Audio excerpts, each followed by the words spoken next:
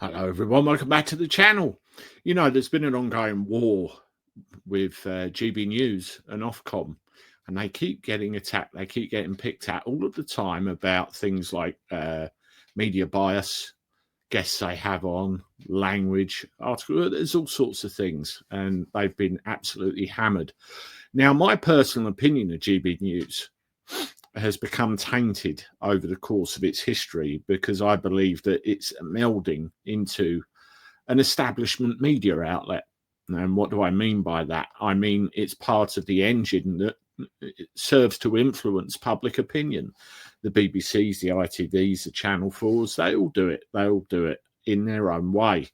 There is some kind of bias. I've said before that I remember years ago when we just got the news. We wanted to know what was going on. We were told, and that was it. And when you get the advent of 24-hour news, they've got to fill it with something at the end of the day, all sorts of opinion pieces. And, you know, this recent business that's been going on with Israel and Iran, for example, if you look on BBC, if you look on GB News, if you look at YouTube, if you look at all of the other media outlets, there's a slight bias in a direction depending on which way you look at it. And it's confusing unless you really dig down to work out what's really going on.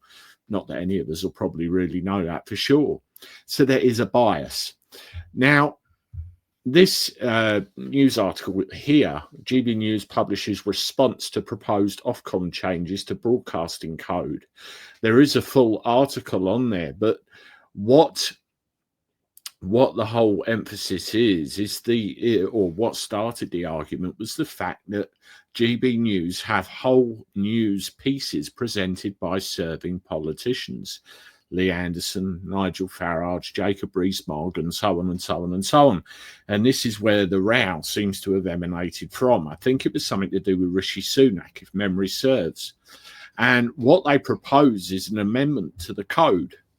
The proposal would amend Rule 5.3 as follows, as well as revise the related guidance. No politician may be used as a newsreader, stroke news interviewer, or news reporter in any type of programme, unless, exceptionally, it is editorially justified. In that case, the political allegiance of that person must be made clear to the audience. Well, GB News have, said, no, we're not having this. Straight away, they've said that. And they're protesting. And there is a big list of stuff on there which you can go and read, and it will tell you their rationale behind it.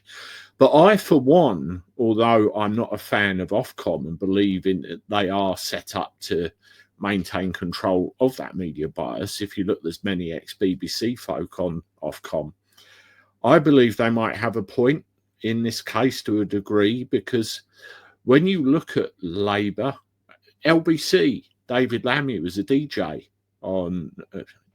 presenter on LBC.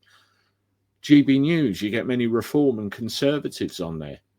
So all of these people that are brought up around the political circles all of their life will develop some kind of innate bias. They can't help themselves. It's just the way they are.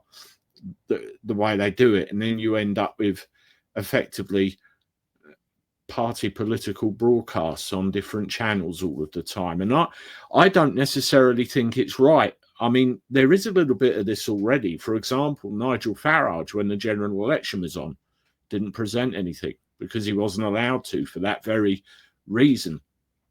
So does that follow that really it should be like that all the time? Should politicians be kept away? I do believe, I really do believe that it does put an extra layer of bias in there. That's my opinion. And maybe, and this is one of the very rare occasions, they may have a point. It's a very interesting discussion to have because you're all going to look at it in different ways, aren't you? Let me know what you think. Hit the like button, please. I appreciate it very much. Subscribe to the channel. This video has just popped up here. There's another one of my previous GB News things where I've been able to go out by Ofcom. And as always, I look forward to talking to you soon. Toodaloo.